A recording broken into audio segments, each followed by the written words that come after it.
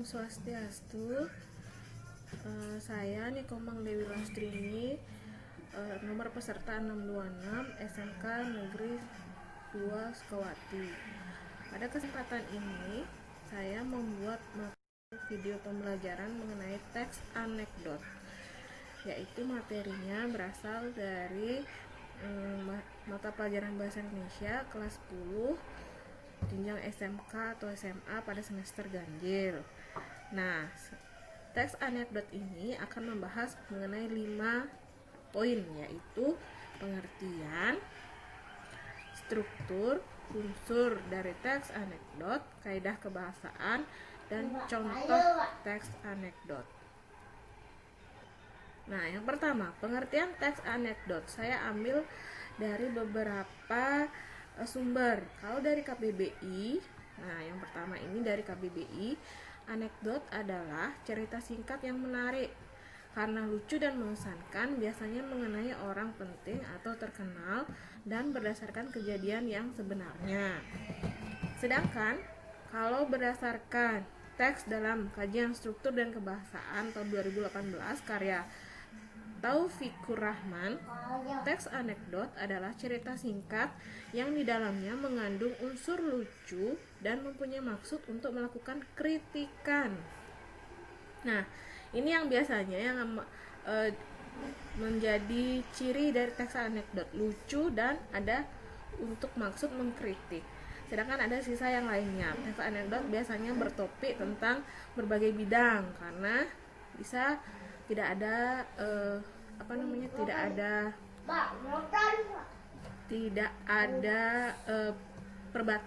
batasannya, karena apapun bisa dijadikan humor dan bisa dengan maksud kritikan. Kedua, struktur teks anekdot ada 5, yaitu abstraksi yang pertama, 2 orientasi, 3 krisis atau komplikasi, 4 reaksi, dan kelima koda. Yang ketiga yaitu struktur teks anekdot. Karena teks anekdot ini seperti narasi, seperti bercerita, jadi pembangun ceritanya atau unsurnya itu ada 3. Di sana pasti akan ada tokoh dari siapa yang akan bercerita dalam teks anekdot itu. Kemudian akan ada alur dan latarnya di mana. Setelah itu yang keempat, ada kaidah kebahasaan teks anekdot. Ada 6 kaidah kebahasaan yang terdapat pada teks anekdot. Yang pertama, banyak menggunakan kalimat langsung ataupun tidak langsung. Karena ini teks anekdot bisa berupa narasi, bisa juga berupa percakapan. Yang kedua, menggunakan nama tokoh orang ketiga tunggal, baik dengan menyebutkan langsung nama tokoh faktual atau tokoh yang disamarkan. Maksudnya di sini, nama tokoh orang ketiga itu seperti kalau kita memang biasanya mengkritik mau langsung tentang Pak Jokowi sebagai presiden, kita bisa langsung menyebutkan nama tokoh di sana. Itu yang tokoh faktual. Atau yang disamarkan, bisa kita pakai hanya nama presiden begitu saja. Yang ketiga, banyak menggunakan keterangan waktu. Hal ini terkait dengan bentuk anekdot yang berupa cerita disajikan secara kronologis atau mengikuti urutan waktu.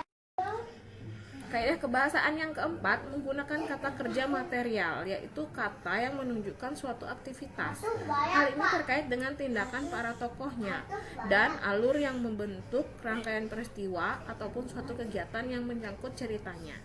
Yang kelima, banyak menggunakan kata penghubung atau konjungsi yang bermakna kronologis atau keterangan waktu, seperti kemudian, akhirnya, lalu. Dan yang terakhir, banyak pula menggunakan konjungsi penerang atau penjelas seperti bahwa, ialah, sebab. Hal ini berkaitan langsung dengan dialog dari para tokohnya yang diubah dari bentuk langsung ke kalimat tidak langsung.